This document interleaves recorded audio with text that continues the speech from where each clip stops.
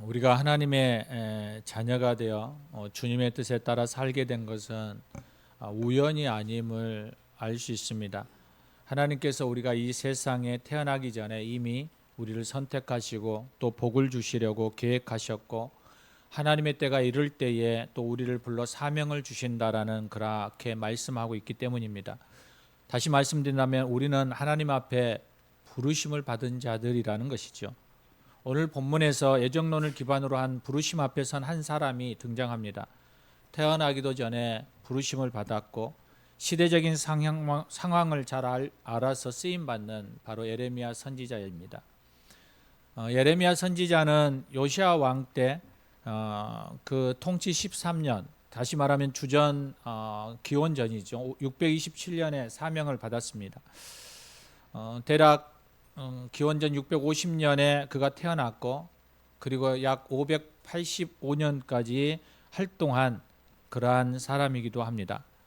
예레미야가 그의 예언 활동 기간 동안에 한 40여 년 동안 그가 경험했던 것들은 요시야의 성전 개혁을 경험했습니다. 그래서 하나님의 일하심들, 하나님의 놀라운 역사심들을 보기도 했습니다. 그러나 그것은 잠시 잠깐이었습니다. 그의 이스라엘에 그가 살아가는 동안에 유대의 아수르의 세력이 몰락하고 그리고 바벨론의 세력이 상승하게 되어지는 그 과정을 보게 됩니다. 그리고 그 과정 사이에서 치열하게 그것을 방해하는 이 애굽, 이집트의 노력을 보게 돼야 됩니다. 그러면서 예레미야는 예루살렘의 첫 번째 함락과 그리고 예루살렘의 최종적인 파괴의 멸망 등을 바라보면서 쓰라린 그러한 시간을 보냈던 그러한 예언자입니다. 유다 왕국의 멸망을 경험한 유일한 예언자이기도 하지요. 예레미야는 제사장 가문에서 태어났지만 그러나 제사장은 아니었습니다. 예레미야가 선지자로 활동했던 그 시대를 돌아보면 타락에 그치고 심판의 칼날이 떨어지는 그러한 시기였던 때였습니다. 하나님의 사역을 감당하기에는 남달리 특별한 어떠한 선택과 확고한 신앙적인 여건이 요구되어져야만 하는 그러한 암울한 시기이기도 했습니다. 그가 사역하고 있었던 그때는 강대국인 바벨론이 세계의 패권을 점점 확장해 가고 그리고 그것을 유다를 접근해 오던 그러한 때였습니다. 유다 왕국은 그로 인하여서 정치적으로나 종교적으로나 도덕적으로 타락하고, 그래서 그들 가운데서 나라를 일으킬 만한 힘을 가지고 있지 못했던 그러한 모습이기도 했습니다. 이러한 혼동 속에서 무엇을 하며 어떻게 해야 할지를 모르고 방황하는 사람들에게 하나님의 명령을 증가하는 선지자가 나온다면 그는 반드시 이러한 마음이어야 할 것이었습니다. 뭐냐면 뚜렷한 신앙적인 지표와 하나님의 분명한 뜻을 증거해야만 했던 그러한 확고한 믿음의 사람이 서야만 했을 것입니다. 바로 이러한 시대의 상황 속에서 예레미야가 하나님으로부터 사명을 받는 바로 그 본문이, 그 말씀이 오늘 본문입니다. 오늘 본문 4절에 보면 여호와의 말씀이 내게 임하니라 라고 쓰여져 있습니다. 지금 하나님께서 예레미야를 선지자로 세우기 위해서 그에게 지금 찾아오셨다라는 거예요. 그리고 5절에 내가 너를 모태에 짓기 전에 너를 알았다라고 말씀하십니다. 이는 예레미야가 이 세상에 생명으로 태어나기도 전에 그를 이미 알고 계셨다라고 말하고 있는 것입니다. 빌립이 나다나엘을 전도하여서 예수님께로 데리고 왔을 때 나다나엘은 이렇게 얘기합니다. 변두리 그 나사렛에서 무슨 선한 것이 나겠느냐라는 거죠. 그런데 빌립이 나다나엘을 데리고 예수님 앞에 갔을 때 예수님은 나다나엘에게 이렇게 얘기합니다. 빌립이 부르기 전에 내가 무화과 나무 아래에 있었던 것을 내가 보았다라는 거예요. 이미 하나님은 택정하시고 예정 가운데 이루어 가시는 그 일들을 오늘 본문은 분명하게 말씀하고 있습니다. 특히 내가 너를 알았다라고 말씀하시는 이 알았다라는 단어는 이런 뜻이죠. 부부지간에 안다라는 그런 개념을 가지고 있습니다. 그냥 피상적이고 보편적이고 관념적인 그러한 알미 아니라 실제적인 알미라는 거예요. 부부지간에 피차하는 것과 같은 그러한 알미예요. 여러분, 우리가 종종 그런 얘기 하지 않습니까? 남편과 아내에게 다른 사람이 이야기할 때 너가 데리고 살아봐봐 라고 얘기하지 않습니까? 그 말은 무슨 얘기인가요? 그 안에 숨겨져 있는 수많은 이야기들이 있다라는 얘기죠. 우리가 알지 못하는 그 이야기. 밑바닥에 어찌 보면 꾸중물로 찌꺼기로 가득 채워져 있는 그 마음을, 이게 실제적인 삶을 경험하는 사람들의 이야기인 거죠. 그러므로 내가 너를 알았다라는 것은 단순한 관계의 말이 아니라는 거예요. 너와 나는 아주 깊고 친밀한 관계를 맺고 있고 너한테는 깊은 관심과 분명한 뜻을 가지고 있다라는 그 표현이에요. 그래서 내가 너를 알았다라는 거예요. 전인격적인 알미예요. 하나님과 우리의 관계에서도 동일하게 지금 이 말씀이 우리에게 나타나고 있는 거죠. 하나님이 나를 안다라는 것은 바로 이러한 마음이에요. 우리의 숨겨져 있는 밑바닥, 나도 나를 알지 못하는 그 심령까지도, 그 마음까지도 하나님은 알고 있다라는 것이죠. 그 다음에 하나님이 예레미야에게 얘기하는 것은 내가 배에서 나오기도 전에 너를 성별하였고 너를 여러 나라 선지자로 세웠다라고 말씀하고 있습니다. 사랑하는 여러분, 내 인생이라고 내 마음대로 다 되는 것은 아니지 않습니까? 우리가 살다 보면 수없이 우리가 경험하고 고백하는 이야기입니다. 그런데 본문에서 하나님께서는 이미 우리의 인생에 대해서 다 알고 계시고 그럼에도 우리를 택하셨다라고 말씀하고 있습니다. 신약성경 에베소서 1장 4절에 보면 창세전에 그리스도 안에서 우리를 택하셨다라고 말씀하고 있습니다. 하나님이 우리가 어머니 자궁 안에서 형성되기도 전에 이미 우리를 알고 택하셨다라는 것이죠. 한 해로 우리는 야곱과 에서의 이야기를 보면 알 수 있습니다.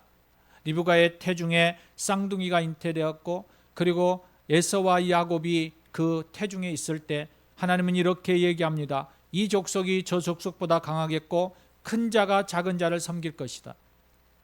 하나님이 이미 그들 안에 하나님이 어떻게 하실 것인가에 대한 계획을 그 안에 심겨 놓았다라는 거예요. 많은 사람들을 그걸 우리는 DNA 유전자라고 얘기하지만 그러나 그것은 우리 안의 모습으로 외형적인 모습이지만 하나님은 그들의 안의 심령과 그들의 영혼까지도 하나님께서는 붙들고 그들에게 계획하시고 그리고 그들을 책임져 주시고 그들 가운데 하나님이 만나 주시겠다라고 말씀하고 있는 거예요.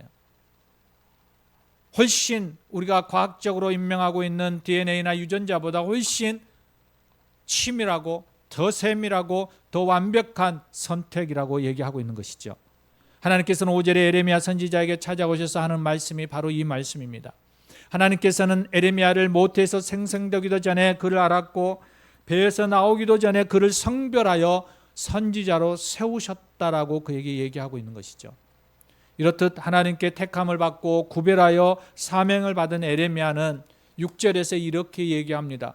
내가 이르되 슬프도소이다 주 여호와여 보소서 나는 아이라 라고 부르신 사명에 순종하기보다는 거절하고 핑계대는 반응을 보이고 있습니다. 이러한 연약한 에레미야를 향하여서 7절 이하에 하나님께서 뭐라고 얘기하시나요? 너는 아이라고 말하지 말라. 내가 너를 누구에게 보내든지 너는 가라. 너는 내가 네게 무엇을 명령하든지 너는 말하라. 내가 그 일을 감당하는 데 있어서 부딪힌 어떤 세력이나 어떤 사람도 두려워하지 말라. 내가 너를 구원한 것이고 내가 너와 함께 할 것이다 라고 말씀하십니다. 그리고 9절에 상징적인 한 행동을 하십니다. 그것이 바로 하나님께서 당신의 손을 내밀어 에레미야의 입에 대는 행동이었습니다. 그리고 이렇게 말합니다. 보라 내가 내 말을 내 입에 두었노라. 하나님은 에레미야가 가서 이스라엘 백성에게 전해야 할 말을 그의 입에 이미 두었다라는 상징적인 의미로 입술에 그의 손을 대는 것입니다. 그리고 10절에 에레미야 선지자를 여러 나라 여러 왕국 위에 세워서 앞으로 그가 해야 할 사역에 대해서 말씀해 주십니다. 보라 내가 너를 여러 나라와 여러 왕국 위에 세워 내가 그것을 뽑고 파괴하고 파멸하고 넘어뜨리며 건설하고 심게 하였느니라. 이것이 오늘 우리가 읽은 본문의 전체적인 내용입니다. 어떤 생각이 드시나요? 우리가 이 본문을 통해서 꼭 기억해야 할 것이 무엇일까요? 그것은 에레미야를 부르시는 그 하나님이 바로 우리를 향하여서도 동일한 마음으로 부르시고 있다라는 그 부르심입니다. 우리가 잘 얘기하는 콜링이라는 거죠. 사랑하는 여러분, 하나님께서 우리를 부르시는 방법은 다양하지만 그 부르심의 과정은 누구나 동일합니다. 첫 번째 부르심은 어떤 부르심일까요? 그것은 택한 자로 하나님의 거룩한 자녀로 성도로 부르심입니다. 그래서 저와 여러분이 지금 이 자리에 하나님을 아버지라고 부르며 예배하고 있는 것입니다. 두 번째는 하나님의 자녀로서의 정체성의 부르심을 받고 난 후에 시대적 상황 속에서 각자의 삶을 통해 이루시고자 하나님의 때가 되었을 때 구체적이고 실제적인 사명으로의 부르심이었습니다. 오늘 본문에 나온 에레미야의 부르심은 어떤 부르심일까요? 바로 두 번째 부르심이죠. 사명으로의 부르심입니다. 에레미야 선지자는 사명자로 부르심을 받기 전에도 이미 하나님을 잘 섬기고 있었다라는 것을 알 수 있습니다. 저와 여러분의 모습이죠. 그는 여전히 하나님을 아버지라고 부르며 전능자 하나님을 믿고 죄사하며 예배하는 그러한 삶을 살아왔던 사람입니다. 무엇보다도 제사장 가문 안에 서 있었기에 더 많은 그러한 예배자의 자리에 섰을 수 있습니다. 그럼에도 하나님의 부르심 앞에 섰을 때 그가 고백하는 한 단어는 뭔가요? 자격이 없다라는 거예요. 자격이 없다라는 거예요. 아이라는 거예요. 하나님의 거룩한 사명 앞에 서게 될 그 자신을 볼 때 너무나도 연약하고 불완전한 죄인의 모습이 보이기 때문이라는 거예요. 우리는 이 거절 앞에 우리는 어떠한 마음을 가지나요? 마음에 좀 어려움을 가지지 않습니까?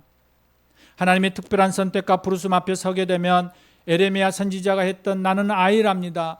나는 할 만한 사람을 좀 선택하십시오라고 고백할 수밖에 없는 이 상황 앞에 우리가 동일하게 서 있을 때가 많이 있습니다.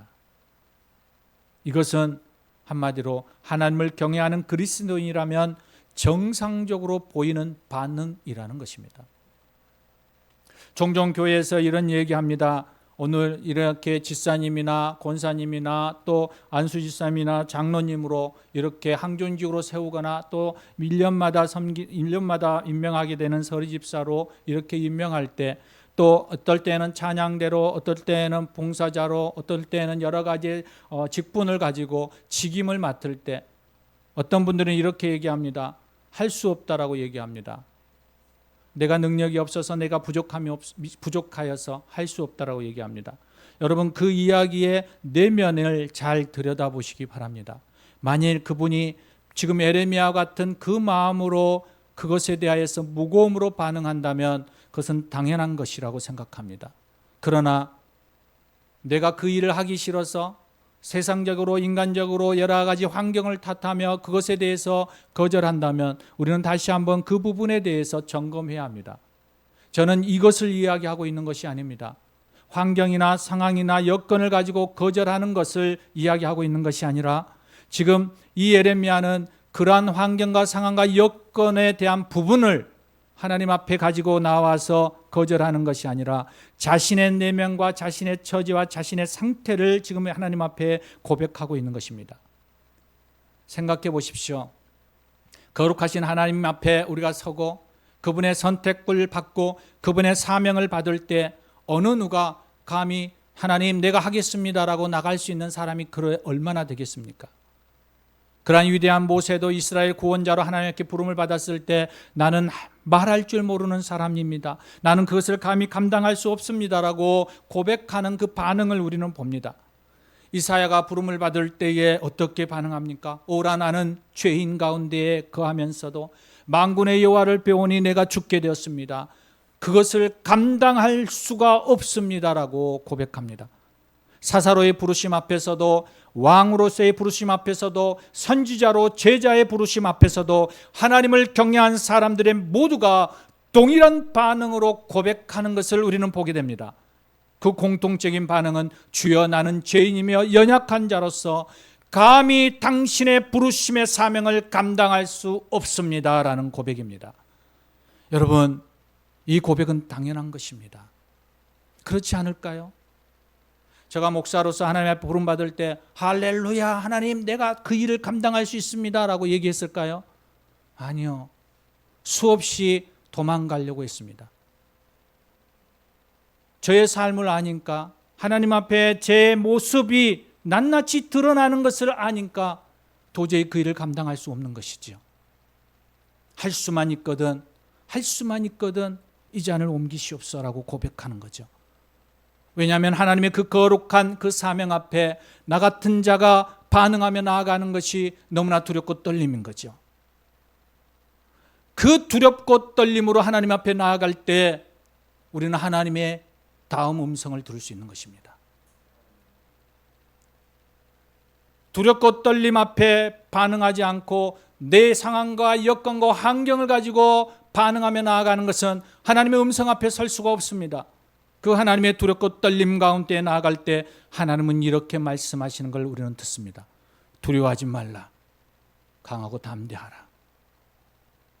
모세가 죽고 난 뒤에 이스라엘 백성을 가나안 땅으로 이끌었던 여호수아에게 하나님께서는 이렇게 말합니다. 두려워하지 말라. 너는 오직 강하고 극히 담대하라. 모세에게 함께 있었던 것 같이 나도 너와 함께 있을 것이다. 그러니 좌로나 우로나 치우치지 말고 내가 내게 명령한 교례와 율법을 지켜 행하라. 그리하면 내가 승리할 것이다. 내가 발로 밟는 모든 것을 전부 너의 것이 될 것이다 라고 말씀하고 있는 것입니다. 사랑하는 여러분, 신약성경 고린도후서 9장 8절에 하나님의 능히 모든 은혜를 너희에게 넘치도록 하시겠다라고 약속해 주셨던 것을 우리는 기억합니다. 우리는 나 자신을 바라보는 것이 아니라 하나님께서 우리에게 넘치도록 주시는 그 은혜 안에서의 능력의 하나님을 바라보는 것이죠. 그리고 그 부르심 앞에 순종하며 주신 사명을 잘 감당한다라는 것이 필요합니다. 두렵고 떨림으로 나아가지만 그 두렵고 떨림은 그 일에 대한 부분이 아니라 하나님에 대한 반응인 거예요. 그 사명에 대한 반응이 아니라 그 하나님 앞에 순수한 마음의 우리의 반응인 것이죠. 사랑하는 여러분, 어떠한 일에 대하여서 우리는 두려워하거나 어떠한 상황과 사명과 그리고 직임에 대하여서 두려운 마음을 가지는 것은 잘못된 생각입니다. 그 안에 하나님의 마음이 보여질 때, 그 하나님이 어떻게 이루어 가실 것에 대하여서 우리가 그 깊이를 들여다볼 때 우리 안에 두려움이 오는 것이고, 하나님 앞에 겸손하게 엎드려질 수밖에 없는 그 마음이 밀려오는 것입니다. 그래서 두려운 것입니다. 그래서 떨리는 것입니다. 그래서 나의 연약함이 알기에 나는 아이로서이다. 나는 말할 줄을 모릅니다. 시킬 만한 자를 시키십시오라고 고백할 수밖에 없는 것입니다. 왜냐하면 우리는 연약하니까요. 하나님 보시기에 티끌만한 존재이기 때문에 그 일을 감당한다라는 것이 너무 우리에게는 어마어마한 부담으로 다가오니까요. 그런데 그때 하나님의 음성이 들려오는 것이죠. 그 아버지의 마음이 우리 안에 밀려 들어오는 것입니다. 그럴 때 우리는 일어설 수 있는 거예요. 그것을 감당할 수 있는 거예요. 무로 하나님의 능력으로, 하나님의 힘으로. 그렇게 일어날 때 우리는 하나님 앞에 충성된 자로 설 수 있는 것입니다. 우리가 거절할 때는 내가 해야 하니까 내 힘으로, 내 능력으로, 내 물질로, 내 삶의 모든 영역 속에서 내가 가지고 있는 경험과 내가 가지고 있는 사고로 그 일을 하려고 감당하려고 하다 보니 자꾸만 어려워지고 문제 앞에 서게 되고, 그리고 그로 인하여서 하나님과 점점 시험에 들고 멀어져 가는 것이지요. 우리가 그 하나님 앞에 엎드리고 겸손하게 반응하며 그 하나님의 도움을 구하며 나아갈 때, 두렵고 떨림으로 그 하나님 앞에 설 때 우리는 그 하나님의 일하심 속에, 그 하나님의 능력과 그 하나님의 이끄심 속에 우리가 나아가는 것입니다. 때로는 우리 안에 에레미야처럼, 모세처럼, 세례 요한이나 사도들처럼 거창한 민족의 지도자나 선지자로, 제자로 부름받지 않았다 할지라도 분명한 한 가지는 예수 그리스도를 만난 사람들에게 동일하게 나타나는 한 가지 현상은 바로 우리의 삶의 변화가 일어난다는 것입니다. 하나님을 인격적으로 만났다면, 그 하나님의 두렵고 떨림으로 그 하나님 앞에 반응하며 나아간다면 반드시 우리 안에 일어나는 하나는 삶의 변화예요. 수없이 말씀드리지만 우리 안에서의 내 자아와 내 삶이 변화되어지지 않는다면 우리는 계속적으로 하나님 앞에 두려움으로 반응하며 나아가야 할 것입니다. 그 하나님을 인격적으로 만나게 해달라고 우리는 계속적으로 기도하며 나아가야 할 것입니다. 그 하나님을 만나야만 하기 때문에 그렇습니다. 지금까지 내가 가정과 자녀와 나만을 위하여 살았다 할지라도 예수 그리스도를 만난 사람들은 그 순간부터 삶의 가치가 변하게 되어져 있습니다.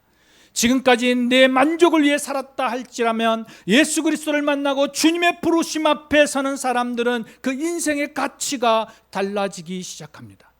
주님을 인격적으로 만난 사람들의 삶은 오직 예수 그리스도를 위해 살아가기 때문에 그렇습니다. 만왕의 왕이신 하나님의 만족과 영광을 위해 사는 놀라운 변화가 우리 안에서부터 일어나기 시작하는 것입니다. 사랑하는 여러분, 우리가 누구를 위해 사는가는 굉장히 중요합니다. 또한 우리가 무엇을 위해 사는가도 아주 중요합니다. 예수님을 만나고 예수님을 기뻐하시는 삶을 살 때 그 기쁨은 바로 우리의 기쁨이 됩니다. 예수 그리스도 안에 새로워진 사람은 이 세상에 더 이상 초라하게 홀로 있지 않는다라는 그 생각을 우리 안에 가지게 됩니다. 왜냐하면 바로 하나님께서 언제 어디서나 어떤 상황 속에서도 항상 함께 하신다라고 우리에게 말씀하셨기 때문입니다. 그러기에 우리는 주님과 함께 주님의 일을 하며 살아가는 것입니다. 에레미야 선지자도 바로 하나님의 함께 하심을 확신하고 난 후에 부르심으로 인해 그에게 밀려오는 엄청난 난국 속에서도 하나님의 말씀대로 순종하고 담대하게 말씀을 증거할 수 있었던 비결이 바로 이것입니다. 두렵고 떨림 가운데 그 하나님이 나와 함께 하심을 믿기에 그는 나아갔습니다. 믿음을 지키고 사명을 감당한다는 것은 여러분 한편으로 외로운 길이고 힘든 일임을 우리는 분명히 압니다. 그래서 때때로는 그 길을 걸어가고 싶지 않는 마음도 있습니다. 때때로는 많은 희생과 많은 손해와 많은 고통의 대가를 치루어야 하기 때문에 우리는 그 길에 대하여서 점점 마음의 두려움으로, 마음의 싫어함으로 떨어져 나가기도 합니다. 좁은 길을, 바로 그 길이 하나님이 우리에게 요구하는 길이기 때문에 그렇습니다. 우리는 그것을 너무나도 잘 알기 때문에 조금이라도 하나님께 가까이 가는가 하면, 가까이 가는 것처럼 보여지면 우리 스스로가 장벽을 딱 칩니다. 이 이상은 안 돼. 이 이상 가면 나는 너무 많은 것을 손해봐야 돼. 이 이상 더 넘어가면 나는 또 무엇에 대한 내가 하고 싶은 것을 못하게 돼. 우리 안에서부터 우리 안에 스스로 그것에 대한 상황 속에 갇히게 되어지는 거예요. 왜요? 하나님의 아버지의 마음을 우리가 정말 경험해 보지 못했으니까요. 그 아버지의 사랑과 그 아버지의 꿈을 우리 안에 소유해 보지 못했으니까요. 주님이 함께 가시는 길에 그 속에서 이루어지는 우리 안에서의 행복과 기쁨과 그 만족감을 우리가 경험해 보지 못했으니까요. 그러니까 우리는 그 기쁨 안에 들어가지 못하는 거죠. 여러분, 봉사도 중독입니다. 여러분 아시나요? 봉사단체 안에서 같이 일을 하다 보면 중독적으로 일하시는 분들이 있어요. 봉사하시는 분들. 왜냐하면 그 안에 기쁨의 중독이거든요. 남을 위해서 뭔가를 내가 희생하면서 살아가는 것이 그에게 얼마나 기쁨과 행복을 주는지를 아는 사람들은 그 안에 중독되어서 그 일을 계속합니다. 다른 곳에서 그 기쁨을 맞이하지 못하니까, 경험해 보지 못하니까 그 안에 깊이 들어가거든요. 여러분, 선한 중독이 있습니다. 하나님 안에서의 중독입니다. 그 주님 안에 사는 삶입니다. 우리도 동일하게 믿음을 가지고 신앙을 지키려 할 때 여러분, 인간적인 힘듦이 있지만 그 힘듦보다 하나님이 주시는 위로와 사랑과 그 기쁨이 더 크기 때문에 가는 거예요. 여러분, 자녀를 둘 이상 낳으신 분들이 있을 겁니다. 여러분, 첫 아이를 놓을 때 어떤 마음이 들으셨습니까? 아이를 품에 안을 때 말고 산고의 고통을 당할 때 남편의 머리카락을 잡고 남편의 온 못을 찢으며 내가 너 때문에 이렇게 부르짖을 때 어떻게 얘기하나요? 내가 다시는 아이를 놓지 않으리라. 그러지 않나요? 술 먹는 분들 어떤가요? 하루 종일 새벽까지 술을 먹고 아침에 일어나면 속 쓰리는 것을 안고 내가 죽어도 다시는 술을 먹지 않으리라. 그런데 여전히 술집에 있는 내 모습, 아이를 안고 있는 내 모습, 무엇 때문인가요? 기쁨이니까요. 그 안에 성취니까요. 힘듦이 있지만 그것을 딛고 일어날 수 있는 것은 바로 하나님의 그 사랑이 예수 그리스도의 그분의 부르심 앞에 우리가 걸어감으로 인하여서 가지게 되는 소망이, 기쁨이, 행복이 있기 때문인 것입니다. 그리스도인들에게 중요한 것은 고난이나 거대한 문제가 아닙니다. 온 인류의 죄를 대속하기 위해 십자가를 지신 그 예수 그리스도를 믿음으로 인하여서 내게 허락하신 하나님의 자녀, 그 특권, 성도로 부름을 받았고 하나님을 아빠 아버지라고 부를 수 있는 이 놀라운 사실 앞에 우리가 나아가는 것입니다. 더 나아가 하나님의 나라 후사로서 그 그리스도와 함께 누릴 그 땅의 영광이 있다라는 것을 우리가 알기에 우리는 나아가는 것입니다. 여러분, 그 기쁨을, 그 마음에 찾아오는 그 소망을 여러분 안에 소유하기를 원합니다. 만일 그 기쁨과 소망을 아직까지 소유하지 않았다면 여러분 구하십시오. 하나님, 그 마음이, 그 은혜가, 그 하나님의 영광이 내 안에 경험되어지고 보여지게 하고 내가 느끼게 해달라고 기도하십시오. 이것은 믿음으로 우리 안에 이루어질 것입니다. 성경에 기록된 많은 믿음의 선진들이 장차 누릴 하늘의 영광을 바라보며 온갖 고난을 기꺼이 받았음을 우리는 압니다. 그 중에서 사도 바울은 이렇게 고백합니다. 사도행전 20장 24절에 내가 달려갈 길과 주 예수께 받은 사명 곧 하나님의 은혜의 복음을 증언하는 일을 마치려 함에도 나의 생명조차 조금도 귀한 것으로 여기지 아니하노라. 그의 고난과 고통을 넘어서 자기의 생명까지도 귀하게 여기지 않는다는 거예요. 그 이유가 뭐냐라고 했을 때 바로 하나님의 나라의 그 소망인 거예요. 하나님 예수 그리스도께 받은 그 사명인 거예요. 그 사명, 복음에 증언하는 그 일이 얼마나 그에게 기쁨이 되고 그에게 얼마나 소망이 되고 그의 중심 안에 얼마나 그의 삶의 가치를 높여지는지를 그는 경험했기에 그 어떤 것하고도 바꾸지 않겠다고, 그 생명하고도 바꾸지 않겠다라고 지금 고백하고 있는 것입니다. 하늘의 영광이 이런 것입니다. 경험하신 분들은 이렇게 고백하는 것입니다. 마태복음 5장 11절로 12절에 예수님은 나로 말미암아 너희를 욕하고 박해하고 거짓으로 너희를 거슬려 모든 악한 말을 할 때에는 너희에게 복이 있나니, 복이 있나니 기뻐하고 즐거워하라. 하늘에서 너희의 상이 큼이라.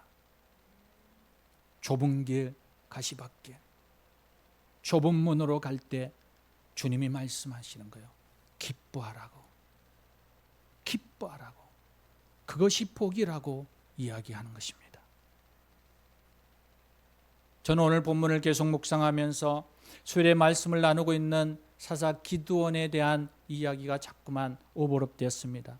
이렇게 겹쳐질 때 기드온에게 있어서 미디안의 침략을 받으며 고통 가운데 있던 이스라엘을 향해서 하나님은 한 선지자를 선택했어요. 그리고 과거 출애굽 사건에 보이신 하나님의 능력을 그들에게 말씀하시며 너희가 좀 기억하고 돌이켜라고 얘기해요.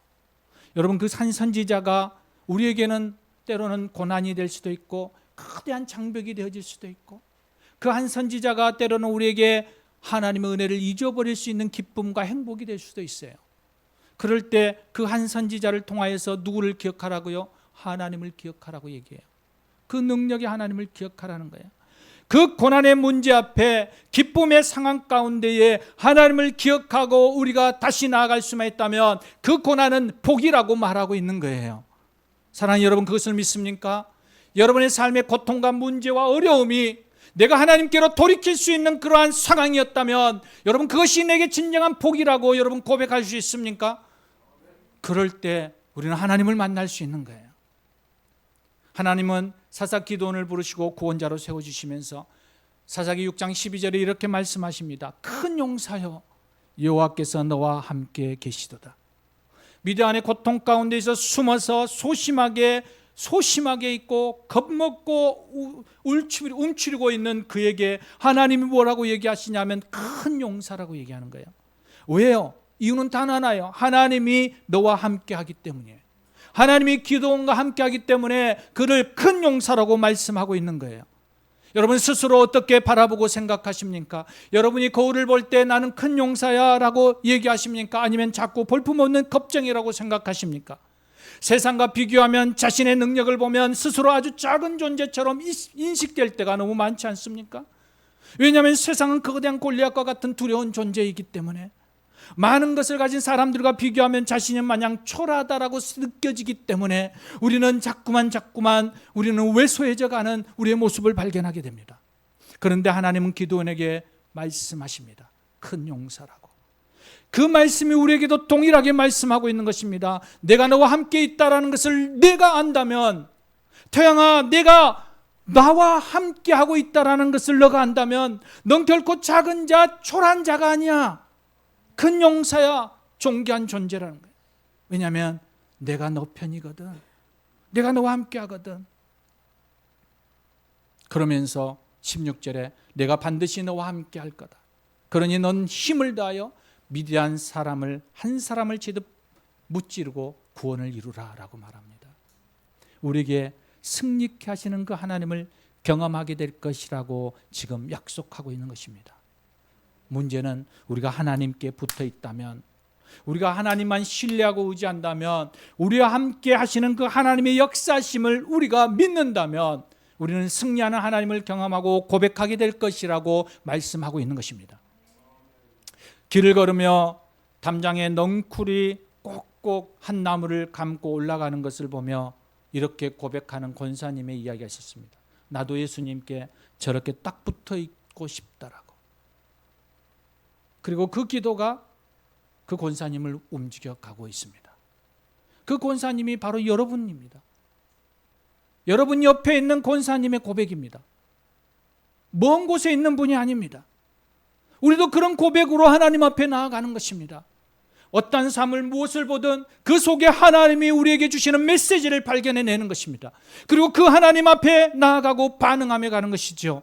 하나님의 참신임을 증명하는 말씀은 수없이 많이 있는데 그 수없이 많은 말씀이 내게 레마로, 나의 말씀으로 내 가슴을 울리고 내 삶을 변화시키고 나의 생각을 움직여가는 그 말씀의 능력으로 가져올 때 우리는 전능자 하나님이 나와 함께 계시다라는 것을 확신하게 되는 것입니다.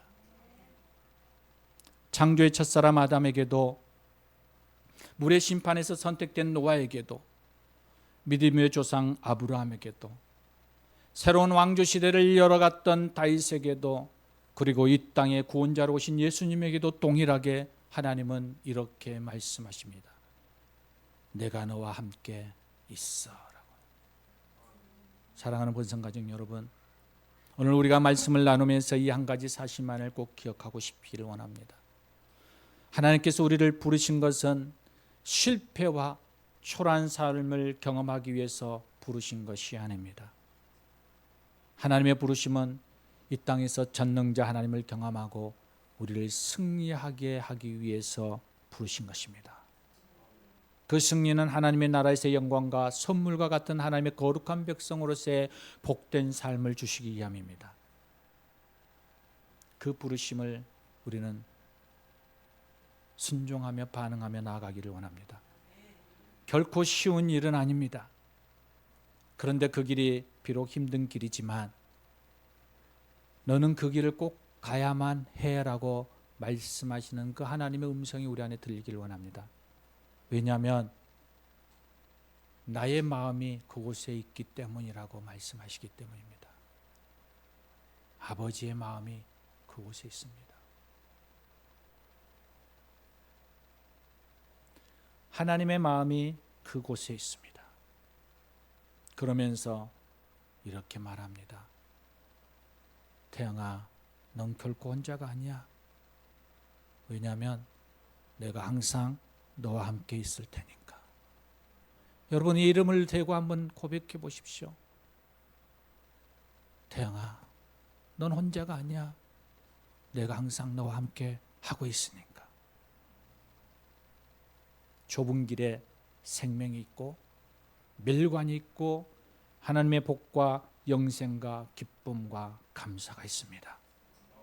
마치 두려움을 주는 것처럼 느껴질 수 있지만 결국 그 길은 하나님의 영광이 함께하는 선물과 같은 길입니다.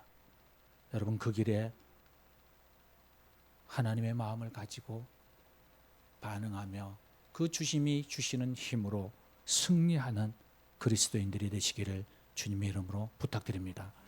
우리 함께 기도하시겠습니다. 오늘 이 시간 우리가 하나님의 부르심 앞에 반응하며 나아가고 싶습니다. 환경을 넘어 사명감을 가지고 그 아버지의 마음을 기억하며 내가 너와 함께 있어. 강하고 담대해. 너는 큰 용사야. 존귀한 자라고 말씀하시며 승리하게 하실 그 하나님을 바라보며 이 시간 우리 하나님 앞에 말씀을 생각하시면서 결단의 기도를 하기를 원합니다. 함께 기도하시겠습니다.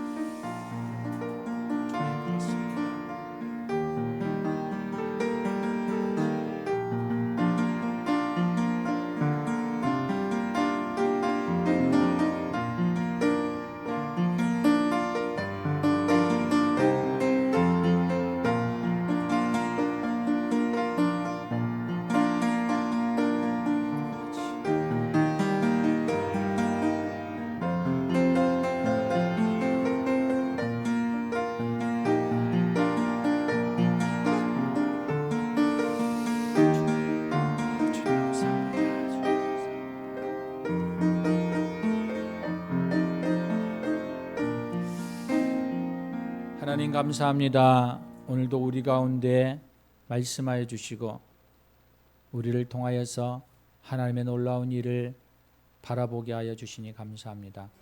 하나님, 주님 앞에 우리가 신실하게 반응하며 주의 뜻을 이루어가는 귀한 승리의 선물을 모두가 누리는 삶이 되게 해 주시옵소서. 우리 주 예수 그리스도 이름으로 기도합니다. 아멘. 아멘.